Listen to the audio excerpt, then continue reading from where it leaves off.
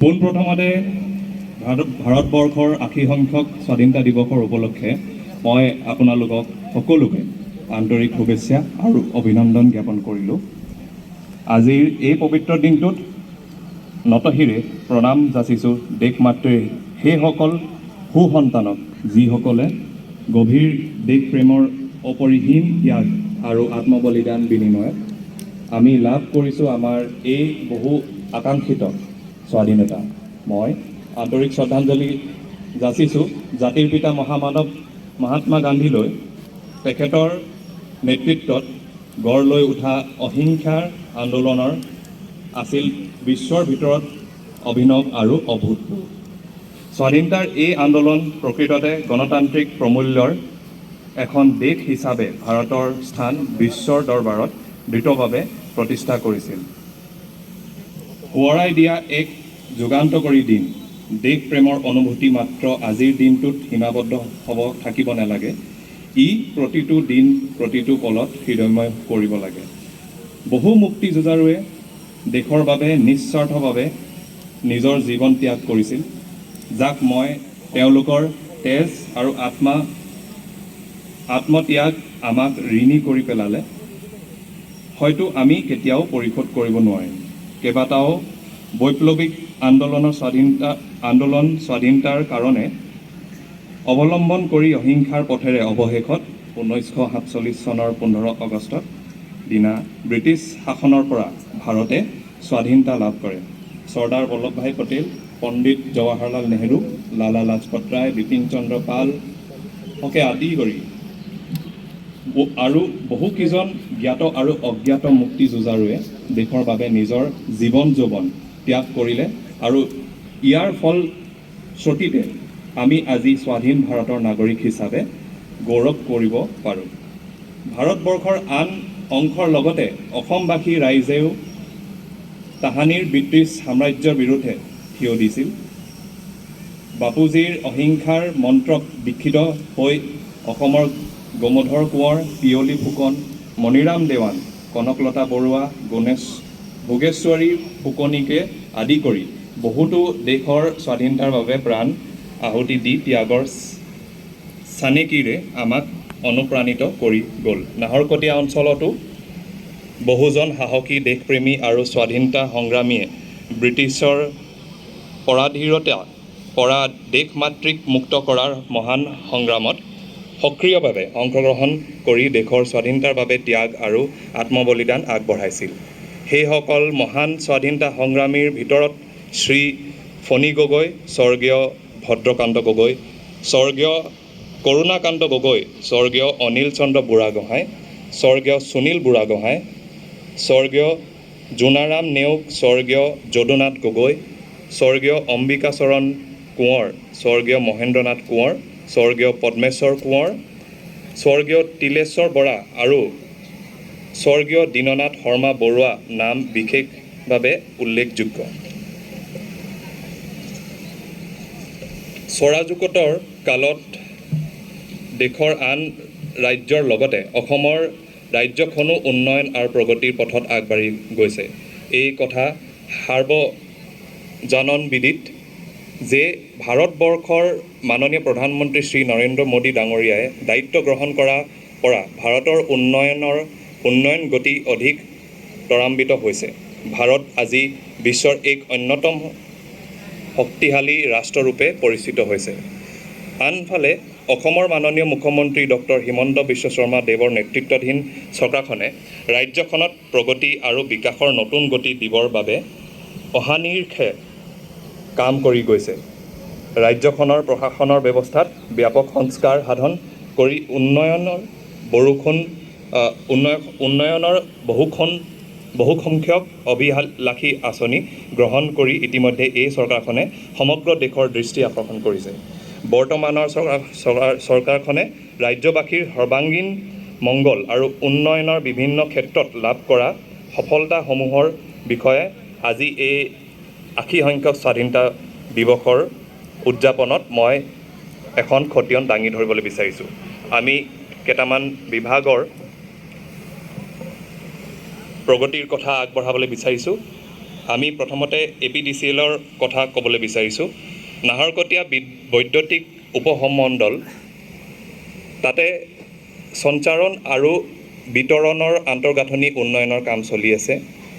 KV আৰু 33 KV line নেটৱৰ্কৰ সম্প্ৰসাৰণ হৈ আছে। KV লাইনৰ নিৰ্মাণ, নৱীকৰণ, ফিডাৰ সমূহত ভোল্টেজ ৰোধ সমস্যা সমাধান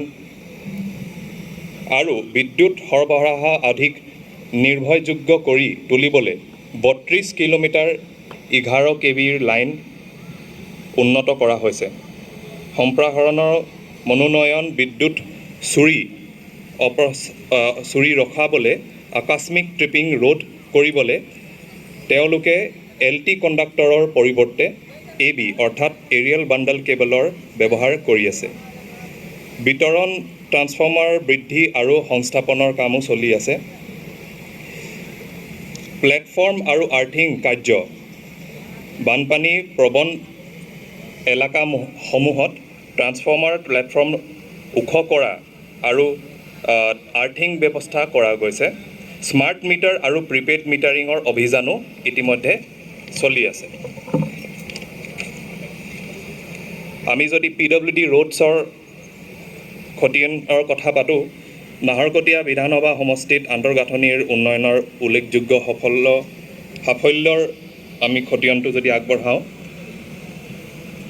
শক্তিশালী পথ যোগাযোগ এখন উন্নত সমাজৰ আৰু সমৃদ্ধি অৰ্থনীতিৰ মূল ভেটি হয়। ইয়াতে নাহৰকটীয়া সমষ্টিত কেইবাটাও বৃহৎ কৌশলগত আৰু জনকল্যাণমূলক আন্তঃগাঁথনিক প্ৰকল্প কাম চলি আছে। ইয়াৰ ভিতৰত অসম ৰাজ্যিক পথ আন্তঃগাঁথনি উন্নয়ন কাৰ্যসূচী অৰ্থাৎ ASRIP তথা অসম মালাৰ অধীনত মৰাণ নাহৰকটীয়া পথৰ দিচাং কিনাৰ বঙালীৰ পৰা কঁঠালগুৰি অংশৰ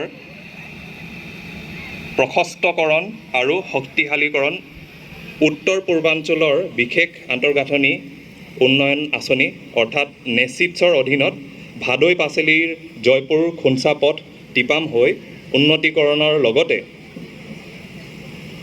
221 মিটাৰ দীৰ্ঘৰ সেতু নিৰ্মাণ কৰা গৈ আছে। ইয়াতে বিভিন্ন ঠাইত ৰেলৱে অভাৰব্ৰিজৰ কনষ্ট্ৰাকশ্যন আৰম্ভ হৈছে। SOPD 2023-24 চনৰ আঁচনিৰ বিত্তীয় বয়সৰ অধীনত মাধৱপুৰ তিনিআলিৰ পৰা নাহৰকটীয়া চহৰলৈ দিহিং পাটকাইলৈ পথ নিৰ্মাণ চলি আছে।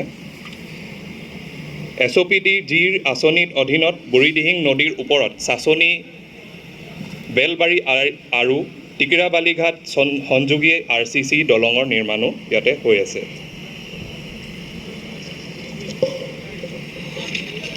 RIDF ৰুৰেল ইনফ্ৰাষ্ট্ৰাকচাৰ স্কিমৰ কথা কওঁ, ইয়াতে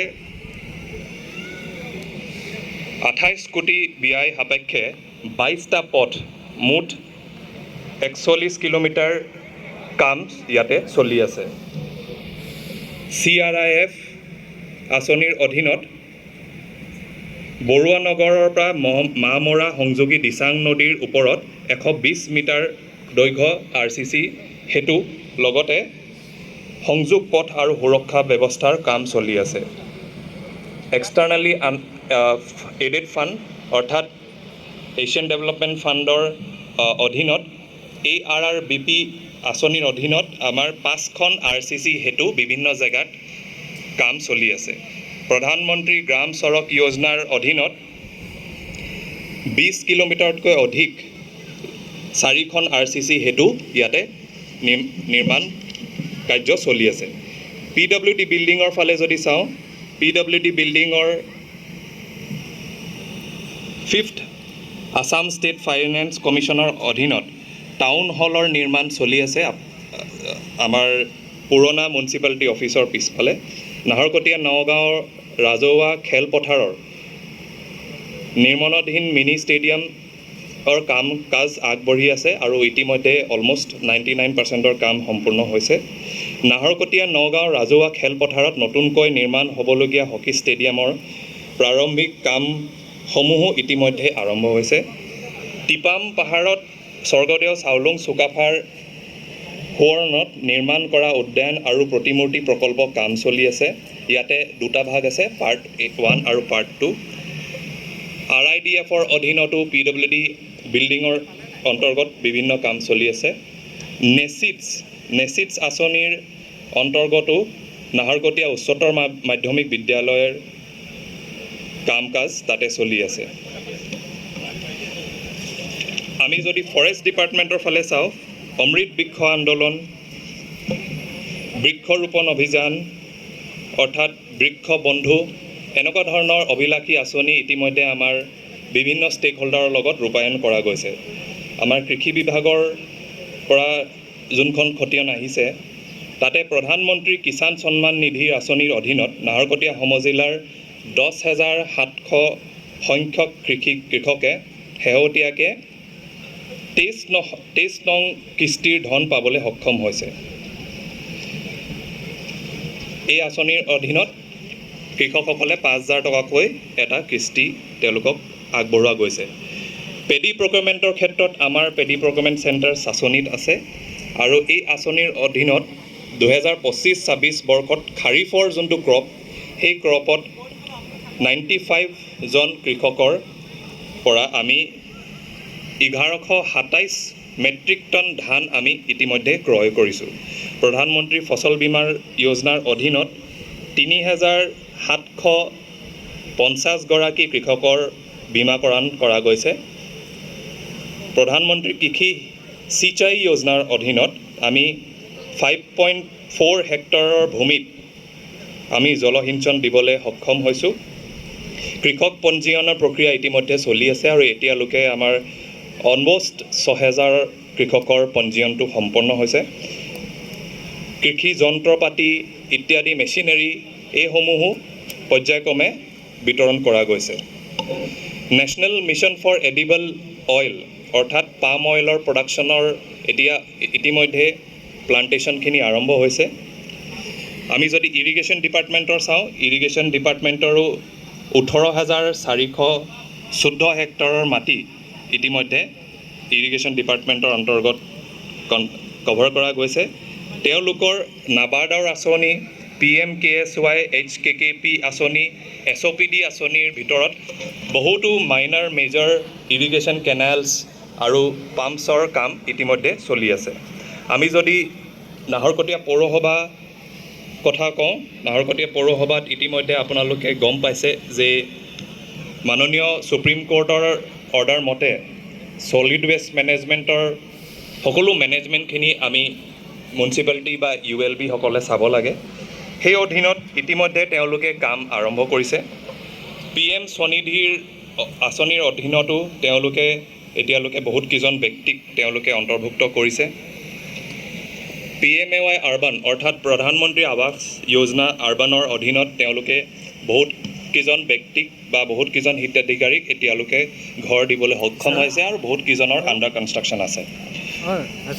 আমাৰ ইয়াতে ছলিড ৱেষ্ট মেনেজমেণ্টৰ অন্তৰ্গত লেগেচি ৱেষ্ট মেনেজ কৰিবলৈ এটা ডাম্পিং ছাইটত ৰেমিডিয়েশ্যন মেজাৰ্ছৰ অন্তৰ্গত MRF ফেচিলিটি এটা তেওঁলোকে আৰম্ভ কৰিবলৈ গৈ আছে আৰু তাতে যেতিয়া ৱেষ্ট টু কম্প'ষ্ট প্লাণ্টটো ৰেডি হৈ যাব, তেতিয়া আমাৰ নাহৰকটীয়া আৰু নামৰূপ অঞ্চলৰ যিখিনি ছলিড ৱেষ্ট জেনেৰেট হ'ব, সেইখিনি আহি পেলাই ইয়াতে ৰিচাইক্লিং বা ৱেষ্ট ৰিজেনেৰেশ্যন হ'ব। ইতিমধ্যে তেওঁলোকে আপোনালোকে দেখা পাইছে যে বিভিন্ন তেওঁলোকে ইকুইপমেণ্টটো তেওঁলোকে ক্ৰয় কৰিছে।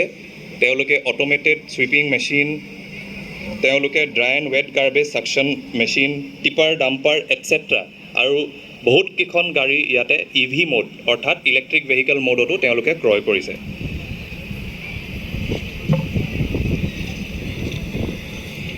আমি শিক্ষাৰ বিভাগৰ ফালে যদি চাওঁ, আমাৰ ফাউণ্ডেশ্যন লেভেল যোনটো হেণ্ড হোল্ডিং মিছন, FLN মিছনৰ অধীনত বহুতখিনি কাম আগবঢ়োৱা গৈছে। আজিকালি আমাৰ শিশুসকলক ষ্টুডেণ্টসকলক আমি লাইফ স্কিল এডুকেশ্যনৰ বহুতকেইখন ছাবজেক্ট আমি অন্তৰ্ভুক্ত কৰিছোঁ। তেওঁলোকক সেই ছাবজেক্টসমূহ আমাৰ স্কুলসমূহত শিকোৱা গৈছে। ইয়াতে বৃক্ষ বন্ধু এক পেড় কে নামতো আমাৰ স্কুলসমূহক অন্তৰ্ভুক্ত কৰা গৈছিলে। আপোনালোকে জানি সুখী হ'ব 2025 বৰ্ষৰ মেট্ৰিকৰ ফলাফলৰ আমাৰ এভাৰেজ যোনটো পাছ পাৰ্চেণ্টেজ সেইটো 79.73% আমাৰ নাহৰকটীয়া এডুকেশ্যন ব্লকৰ অন্তৰ্গত হৈছে আৰু আমাৰ ক্লাছ 12ৰ হায়াৰ ছেকেণ্ডেৰী 2025 বৰ্ষৰ ফলাফলত 79.11%ৰ পাছ পাৰ্চেণ্টেজ পাবলৈ সক্ষম হৈছে।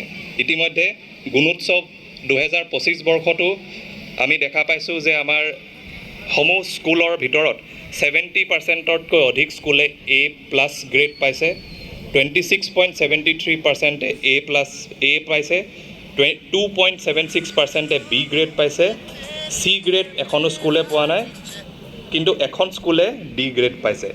এইখিনিৰ ওপৰতো আমাৰ কাম চলি আছে আৰু আজিকালি ষ্টুডেণ্টসকলৰো আধাৰ এনৰোলমেণ্টটো মেণ্ডেটৰী কৰা গৈছে, গতিকে তেওঁলোকৰ আধাৰৰ জেনেৰেশ্যনবিলাকো চলি আছে। শিক্ষা বিভাগৰ প্ৰধানমন্ত্ৰীৰ দুটা মেইন অভিলাষী আঁচনি চলি আছে। এটা হ'ল প্ৰধানমন্ত্ৰী চাহ শ্ৰমিক প্ৰোৎসাহন যোজনা। এই আঁচনিৰ অধীনত বিভিন্ন স্কুলত নতুন ভৱন, নতুন শৌচাগাৰ এটচেট্ৰা ইত্যাদি বহুতখিনি প্ৰকল্প বনাই আছে। PM পোষণৰ অধীনত 14খন বিদ্যালয়ে পাকঘৰত চলি থকা নিৰ্মাণৰ কাৰ্য চলি আছে। ইণ্টিগ্ৰেটেড ছায়েন্স লেব আমাৰ 6খন স্কুলত চলি আছে আৰু PM শ্ৰী স্কুল অৰ্থাৎ উন্নতিকৰণৰ কাম সেইটো PM Shri Naharkatia high school, PM Shri Jaipur high school আৰু PM শ্ৰী টিংখং LPSতো এই কামখিনি চলি আছে। ঠিক তেনেকৈ আমাৰ খণ্ড উন্নয়ন বিষয়া কাৰ্যালয়ৰ তৰফৰ পৰাও তেওঁলোকে খতিয়ানখন দিছে।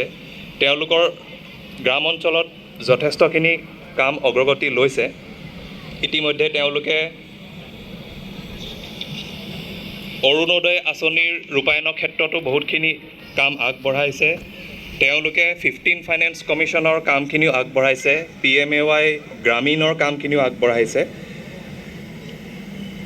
আপোনালোকে গম পাইছে যে আমাৰ নাহৰকটীয়া সমজিলা চিকিৎসালয় এতিয়া পুনৰ এইবাৰ আমি মেটাৰনিটি ৱাৰ্ড আৰু ডায়েলিচিছ ৱাৰ্ড আৰু ICUটো অতি সোনকালে আমি খুলিবলৈ গৈ আছোঁ।